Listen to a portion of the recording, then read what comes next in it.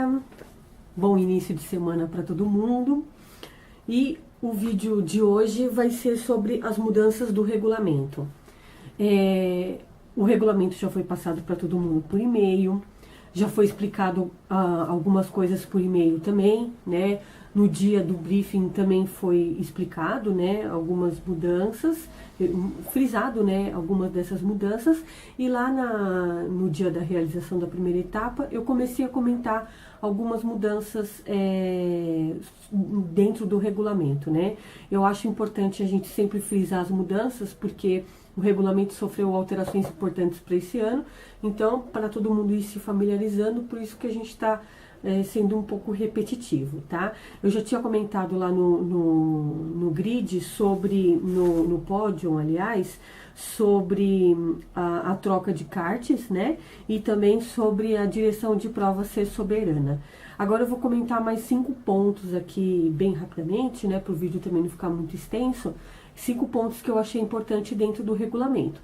Lembrando que os comentários são apenas um ponto de vista, é importante que vocês leiam sempre o regulamento, se tiver dúvida procurar o pessoal da organização da FBK, tá certo? Então eu vou começar falando aqui sobre a equipe de 4 pilotos, né?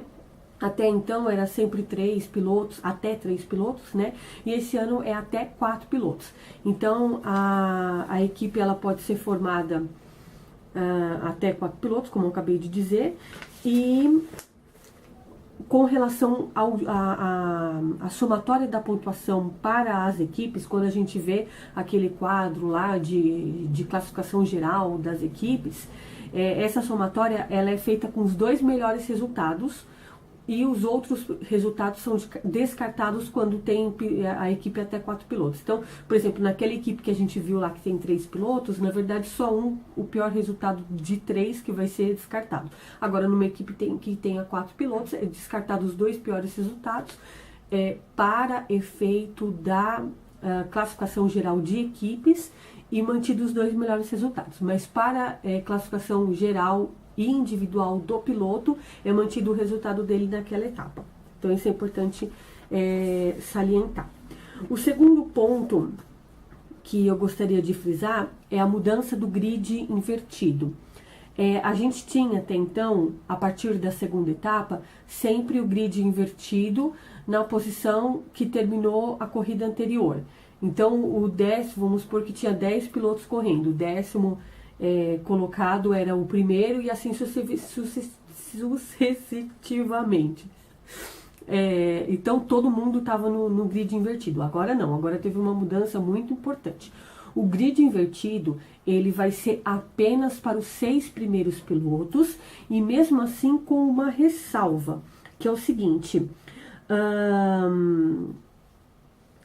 vai desconsiderar eventuais punições. Então a gente tem aqui, foi enviado para vocês recentemente um e-mail, né, falando sobre a prévia do grid de largada para a etapa do dia 28 de fevereiro, conforme os resultados da etapa de janeiro de 2015. Então, nós terminamos, vamos dar uma olhadinha no resultado para a gente entender isso. O resultado da etapa de janeiro foi o Saviolo na primeira colocação, segunda Caio Russi, terceira Eric Bertão, quarta Giuseppe Corsi, quinta Henrique Sato e sexta Ronaldo Cavalieri. Nessa ordem ficaria o seguinte: o primeiro a largar é o Ronaldo Cavalieri, o segundo Giuseppe Corsi, o terceiro o Eric Bertão, o quarto Caio Russi, o quinto Saviolo e o sexto o Henrique Sato, porque aqui a gente está desconsiderando a punição do Henrique Sato, porque se ele não tivesse tomado a punição ele teria chego em primeiro, então por isso que ele vai largar em sexto. Tá aí o grid invertido dos 6 primeiros colocados.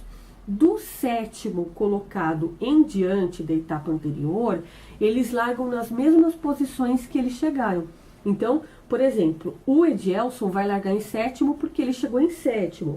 O Lalá vai largar em 8º porque ele chegou em 8º. E assim por diante. Então, não tem grid invertido para a 7ª posição em diante.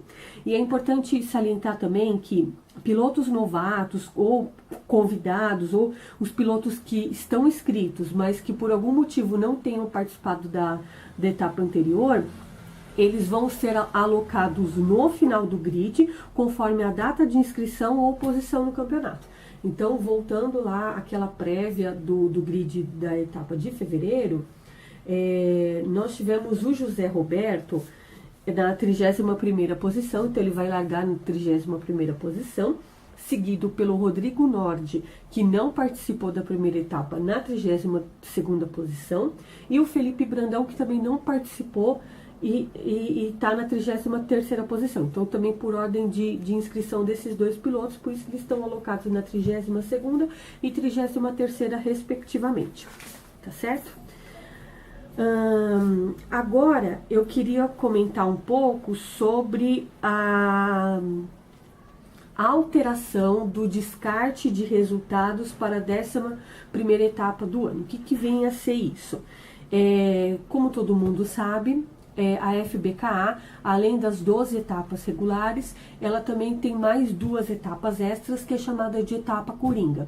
São etapas que são feitas fora do calendário, né, em um dia combinado com o pessoal, conforme o calendário, e essas etapas, elas servem para descartar eventuais resultados ruins que o piloto teve durante o ano. Então, geralmente é feita uma etapa coringa mais ou menos no meio do ano e a outra etapa coringa mais ou menos no final do ano. Como que era feita até o ano passado? A primeira etapa coringa descartava os primeiros resultados ruins que o piloto teve até o meio do campeonato. E a segunda etapa coringa descartava os algum resultado ruim que o piloto teve mais um pouco para o final do campeonato. Agora, continua a mesma coisa, vai descartar, só que a contabilidade desses descartes, ela só vai ocorrer apenas após a 11ª penúltima etapa do ano, né? E a última etapa do ano, ela não vai poder ter resultado substituído por nenhuma etapa coringa. Então, o descarte que a gente sabia que era feito conforme a etapa coringa ia acontecendo, agora ele só vai ser feito após a 11ª etapa. Então é bom ficar atento com os resultados durante o ano, tá certo? Ok. Agora sobre as punições adicionais quando o piloto tem punição na pista. Também é um assunto muito importante. Quando o piloto, por má conduta na pista, ele recebe qualquer tipo de punição, seja a bandeira de advertência, aquela bandeira preta e branca, ou a bandeira de time penalty, enfim, ele vai ter o prejuízo imposto pela bandeira e, além disso, ele vai receber uma punição adicional. Então, na primeira incidência que ele tiver qualquer tipo dessas punições, ele vai perder 2 pontos no campeonato. Na segunda incidência, ele perde mais 4 pontos no campeonato. Na terceira incidência, ele perde mais 6 pontos no campeonato. Na quarta incidência, ele perde mais 8 pontos no campeonato. Se houver uma quinta incidência, ele vai ser suspenso automaticamente por uma corrida. E se ele voltar a ter punições, né, depois de tudo isso, aí vai ficar a critério da organização analisar se ele vai ser excluído do campeonato. Então, isso aqui é mais ou menos em substituição àquela CNH de pontos que foi criada, né? É muito importante estar sempre atento com relação às punições, porque a punição, ela derruba, né, o piloto da classificação, a gente já viu aí inúmeras vezes, então é sempre bom estar atento, porque vai ter essa punição adicional, isso daí pesa mesmo numa decisão, isso aí é fundamental, tá? Para finalizar aqui sobre a análise do regulamento, dos pontos que eu levantei, eu vou comentar sobre o lato próprio, que acredito que isso aqui seja uma novidade para esse ano.